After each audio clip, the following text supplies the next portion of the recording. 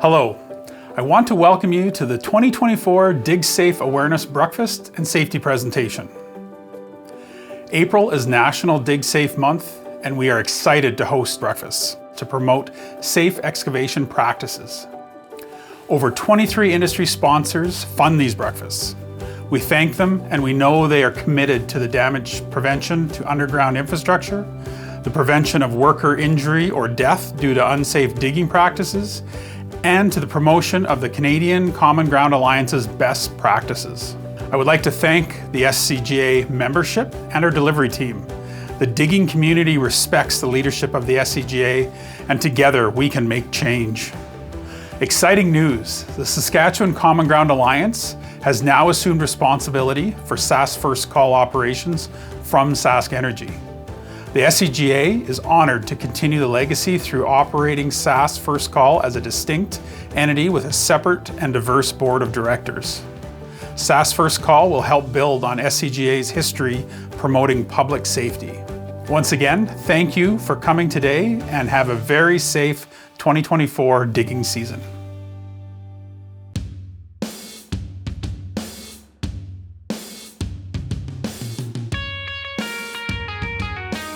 Whether it's developing traffic control plans, managing the signage, delivering it to site, ensuring that it's set up, doing inspections. I spend a lot of time on traffic controls.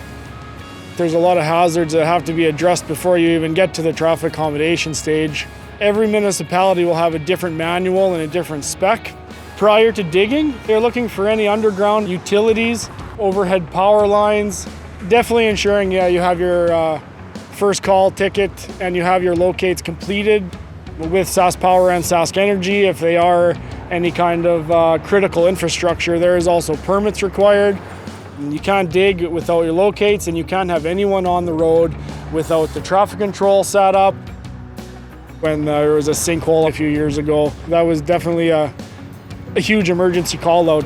When you end up on a job like that, it's making sure that their steps aren't skipped or missed. There's certain things that you can't overlook, and you want to make sure that they're done properly. The high vis, the beacons rolling, and at the end of the day, it's just to make sure that the motorists are well aware of what's going on, and as well, just to make sure that the workers are all safe in that emergency work zone, because we don't need to create any more emergencies. One of the biggest things is to take into consideration whereabouts on the roadway the excavation is happening. If it's taking place directly in a lane, you're going to have to consider shifting traffic, possibly closing the road. Or if it's off the roadway, just keeping pedestrians away from it, blocking that off with additional barriers. Every person that comes into every work site should have the same experience, no matter who the contractor is. They should never have to think of, oh, what's going on with this site? Nobody's telling me what I need to do. So the biggest thing is keep it simple and keep it straightforward. A huge part of your traffic is making sure that you're giving the motorist only one place to go. If there's room for a car to go through, it's kind of saying that to the motorist that maybe that is where they're supposed to go, because they don't know. But then also knowing and having the training for when that does happen, that guys shut things down, fix the traffic control, and then ensure that that person makes it out of your site or zone safely back into flowing traffic, and then making sure it doesn't happen again. If you set up signage, it's your responsibility to do a daily check on that to ensure that the message that you're trying to portray is in fact getting portrayed. Every day is going to change, weather's going to change, public are going to come through, knock stuff over, steal stuff. So it's a contractor's primary responsibility unless an agreement is made with a company like us, a subcontractor, for us to come out and maintain it, do daily checks. Here with the winds that we get, you're just going around making sure that all your pylons are still up, your barricades are still standing, that the signage is still available for the public. Progressive dropping of speed allows motorists to have more time to get down to the required speed. It also gives more space for them to be aware of what's going on. You'll see it a lot of times where if there's not that progressive slowdown, you're just gonna come up to a men working sign, traffic's gonna be backed up. You might not even get to the sign before you're already coming to a stop. So it gives that extra space and time for drivers to get to a required speed. That buffer zone adds a little bit more safety for both the motorist and the worker. Sometimes it includes the rumble strips, which, I mean, it's pretty hard to miss a set of rumble strips on a highway. So it's just another set of tools that the contractor has to ensure that the motorist is well aware of what's going on. The importance of stepping the speed back up is letting the driver know when they're allowed to go the desired speed limit again.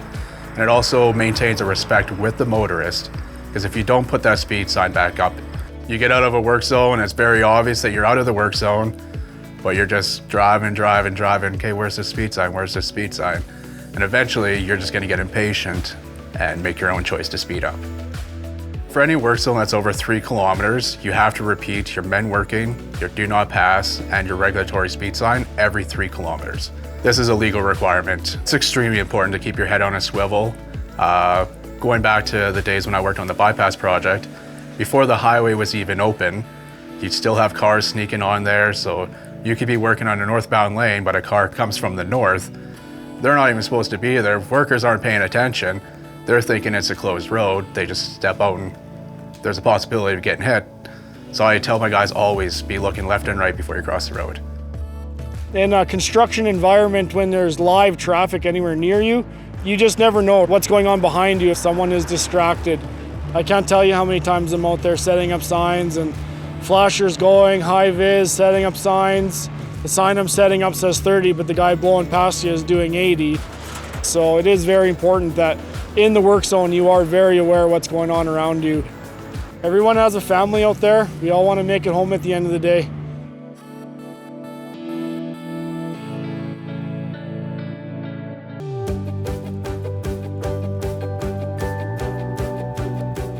According to the DIRT report, a voluntary reporting tool across Canada for underground infrastructure damages, the number one reason for damages is the result of no locate request to Sask First Call. To encourage the use of Sask First Call, updates continue to make requesting a locate online or by phone a simpler process. One recent update includes making the locate request site more mobile friendly. This means you can request locates on your smartphone or tablet just as easily as on a computer. The site's main dashboard has also been updated for clearer and easier navigation.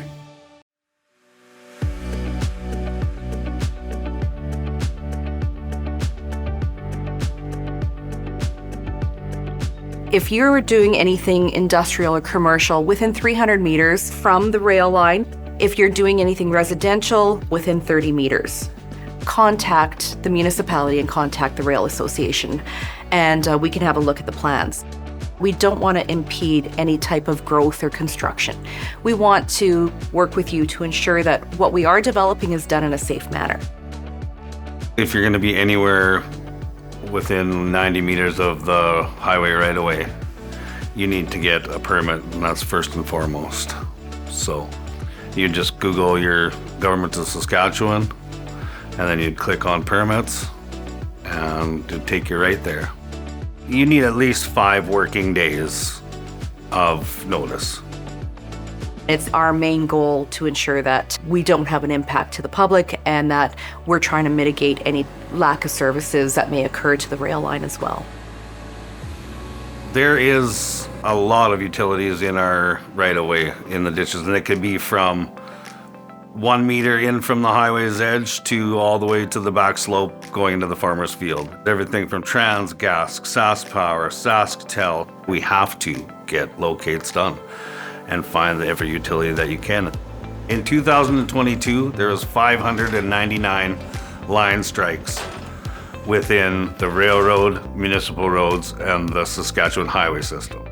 What we would love to do is to be able to develop a system where we do have everything reported, no matter how big, how small. Just like you don't know exactly who to reach out to on our rail industry side, we have the same issues. Always start with your local community first, work with those administrators and those land planners, and then work your way up. You know, municipality, work together with your utility companies, work together with us as a railway association, and work together as a province.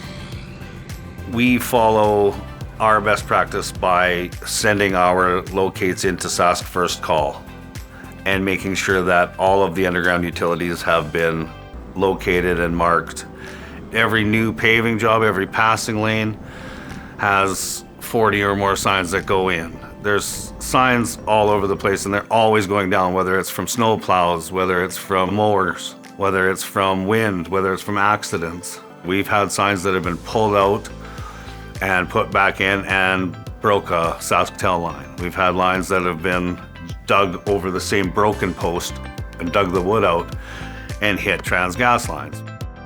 It happens all the time where somebody will come in and start an excavating project and not realize the utilities that are near that rail line.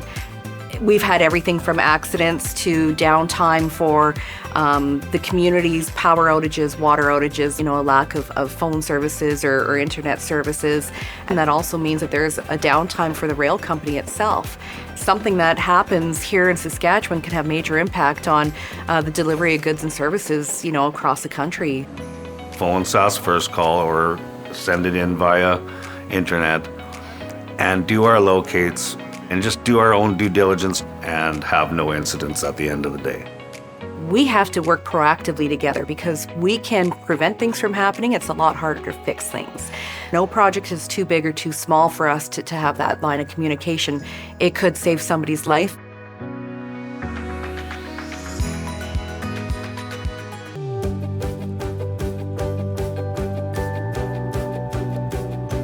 When requesting a locate, Sask First Call users submit a map of the area where they're planning to dig.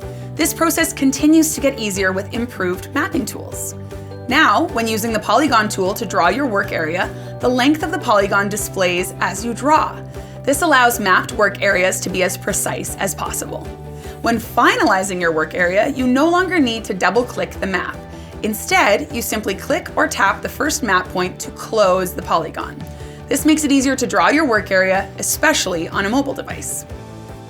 If you have any questions when using Sask First Call, be sure to use the chat feature or email us.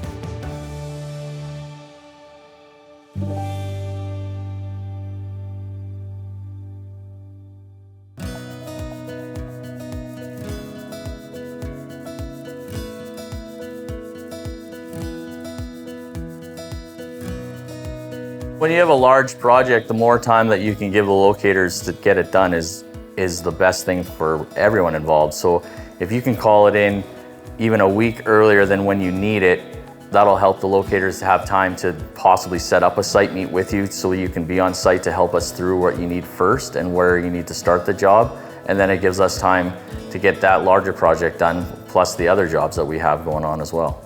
You want to meet with the customer on site just so that you have a clear picture of what they need to do and you have a clear picture of what you need to do in order to make sure that the locates are done properly. Something that could be improved is not calling all your jobs in at once that you think you can get done in 30 days. If you have a larger project, break that project up into smaller locating areas. That way the locates can get done at a more reasonable time and then the job can start. You can't start your job until the locates are done. Section 3 of the best practice manual is all about how to set your job site up for locating. Some common errors that would happen would be too big of a work area when a smaller work area is actually needed. There's times when maybe their work area wasn't big enough and then they have to recall it in so it does cover the whole area that they are working. A lot of guys don't have the cages if they're digging a deeper hole, so they're going to have a slope on either side. Their white line was there, and when they did the slope, they accidentally cut a gas line. White lining is very, very important, so you are aware of where they're going exactly. I've seen where someone has replaced a fence and locates were not called in when the original fence was put in, and now they went a little deeper and they've struck a gas line coming to the house. You don't know if the person who put in the fence before you called in for a locate, or if you're going deeper, the utility could still be deeper than they were last time. And nowadays with directional drilling and there's no ground disturbance, a utility could be put in within inches of an existing fence and you wouldn't know that it was there. Private sweep is good when there's a possibility of private lines in a work area, unidentified lines, or maybe a utility that isn't a part of first call that wasn't contacted when you made the request for the locate. I do all the secondary cables, all the privately owned cables, the lines to the shops or the lines to the bins or the line to the house. Anything beyond the meter. I do private locates for excavation, and I also do GNSS mapping, where I go out and I will GPS all the buried infrastructure in a yard. It has to be a conductive line, so plastic I cannot find. If somebody's putting in a water line or plastic conduit for future use, always put a tracer wire in it. It's the only way we'll be able to find it. When they're finished their job and everything is done, complete, filled in, then they can remove their flags. It's not up to the locator to return again afterwards just to remove flags. You see that once in a while out there. You see some faded flags around when a job's been completed, and it doesn't look nice. And it's just something that should be picked up just in case someone else that has a job around that area too, they could be confused that they are for them as well. So it's best to clean them up as soon as your job is done.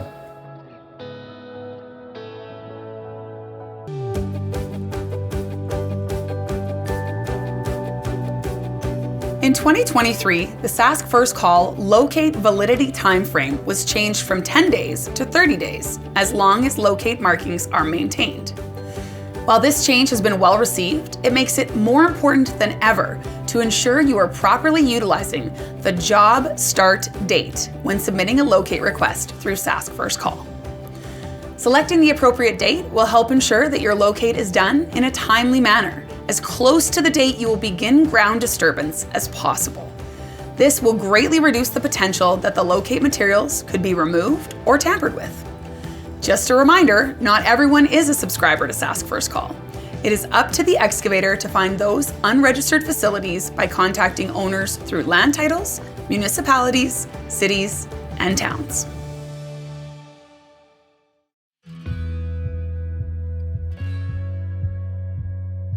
Specifically, when you're requesting in a high traffic area like a back alley, just because it's 30 days now, it doesn't mean that the marks are always going to be there for the full 30 days. And another issue that could pop up is within that 30 days, a new utility could be put in the ground that wasn't part of the original locate, and that could possibly be a near miss or something that is definitely not on the existing record of locate that you have now. We talk with the customer and say, how much can you do in a day? They phoned in 10 miles worth of locates. And they said, well, how much are you gonna get done every day? And he said, well, I'll do 2 miles a day. So I'll try and give them 2.5, 3 miles. And then that gives me that extra day, so I don't have to do it all at once, because otherwise that leaves other customers sitting waiting. It might take them a month to get through the 10K. By that time, it's rained 3 times or it's snowed a foot, marks are gone. And then they end up phoning them back in again, and you end up coming back out again.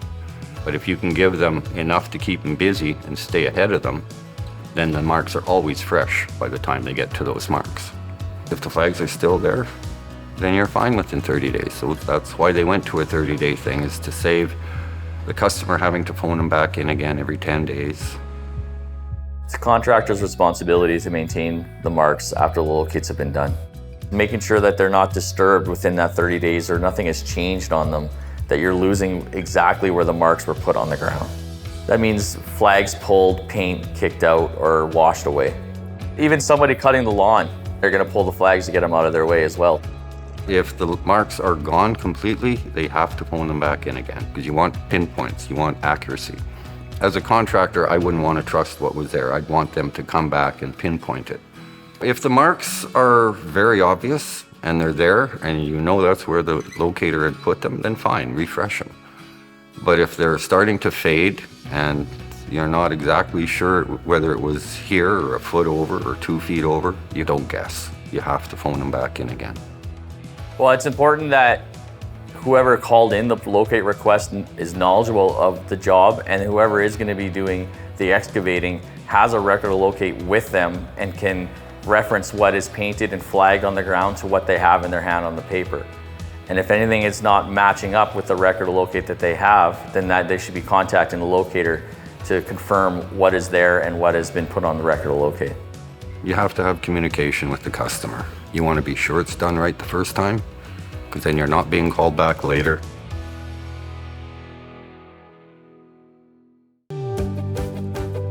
Rewatch these videos and many more by going to scga.ca and clicking on the YouTube link at the top of the page. thank you to the following for their time and expertise.